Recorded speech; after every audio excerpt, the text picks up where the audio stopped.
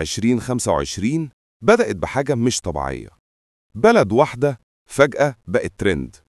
الناس بتسافر لها، اليوتيوبرز بيصوروها، والصور بتنتشر أسرع من أي مكان تاني. جورجيا، البلد اللي كانت هادية وبسيطة، اتقلبت لوجهة الكل بقى بيجربها. بس السؤال الحقيقي، ليه الناس بقت بتروح هناك فجأة؟ وليه في كلام بيتقال إن التغيير اللي بيحصل جوه البلد أسرع من إن قدرتها تستحمله؟ النهاردة هنفتح ملف جورجيا 2025 ونشوف هل الهروب ده مجرد سفر ولا وراه سبب ممكن يكون مخيف شوية. انت بتتكلم جد؟ لا حول ولا قوة الا بالله، والله ما اعرف غير منك دلوقتي يا ابو حميد.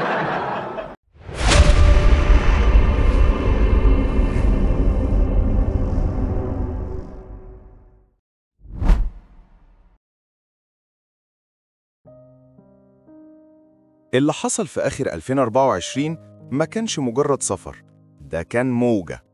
ناس كتير فجأة بدأت تحجز لجورجيا، مش بس للهجرة، للهروب من الملفات اليومية اللي خانقاهم. واحد يقولك عايز أسبوع أفصل، يروح يرجع، وبعدين تلاقيه بيقول أحجز تاني ولا زود أسبوعين كمان. جورجيا بقت شبه زرار ريست، الناس بتروح هناك علشان تهدي وتنظف دماغها وتحس إنها في مكان مريح من غير تفاصيل كتير.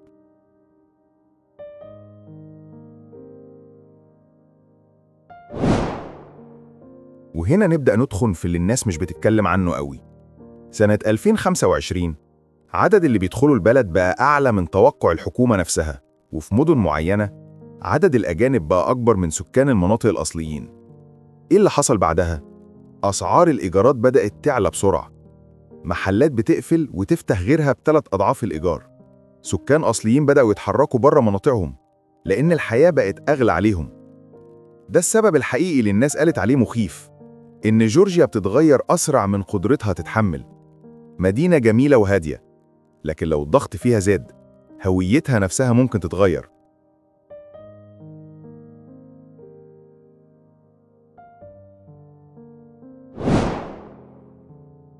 بعيد عن الأرقام في سر تاني. الناس قالت جملة واحدة: البلد دي تحسها. جورجيا فيها جمال مش محتاج فوتوشوب. جبال محاوطة المدن، أنهار ماشية بين البيوت، شوارع قديمة شكلها فيلم، ومشهد يخليك تقف تقول ياه، ده أنا محتاج الهدوء ده.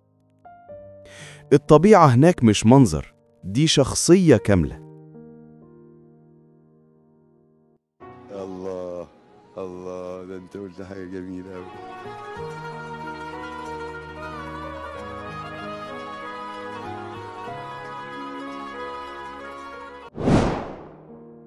جورجيا مش أوروبا ولا آسيا، هي مزيج غريب مريح.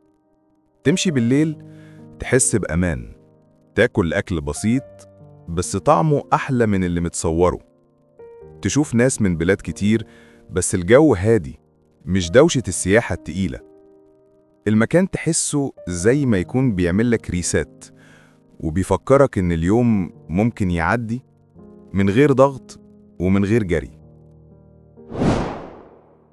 وأكتر حاجة خلت الناس تنبهر كانت الأكل. جورجيا عندها مطبخ بسيط بس طعمه قوي، وطبعه مختلف عن أي بلد قريبة منها. أول طبق هتشوفه هناك هو الخنكالي، عجينة كبيرة مقفولة على لحمة متبلة، تفتحها يطلع منها شوربة سخنة، تاكلها وتحس إنك فهمت ليه البلد دي بتحب الأكل المريح. وبعدين يجي الخاتشابوري، عيش محشي جبنة وبيضة، طبق بيضرب في الدماغ على طول. ناس كتير قالت إنه أحلى حاجة دقوها في الرحلة كلها. وفي لوبيو، طبق فاصوليا بتتبيلة هادية، يتقدم في قدرة فخار وتحس إنك قاعد في بيت جورجي قديم وسط الجبال. وللي بيحب اللحوم، ميتسافادي، شيش جورجي مشوي على الفحم، طعمه بسيط لكن صادق.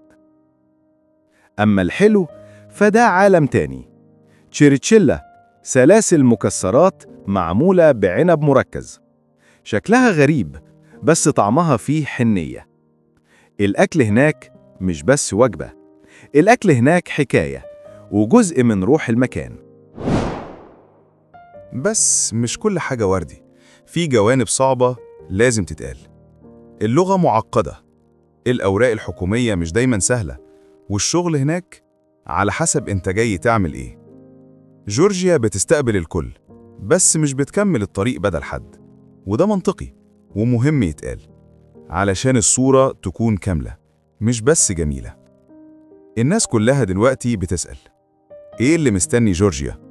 في خبراء شايفين إنها تبقى واحدة من أهم وجهات أوروبا الشرقية بعد كام سنة، وفي اللي شايف إنها مجرد موجة الناس اتحمست لها وهتعدي. الحقيقة البلد ماشية لقدام، بس بسرعة أعلى من المتوقع، وتحولها دلوقتي في بدايته.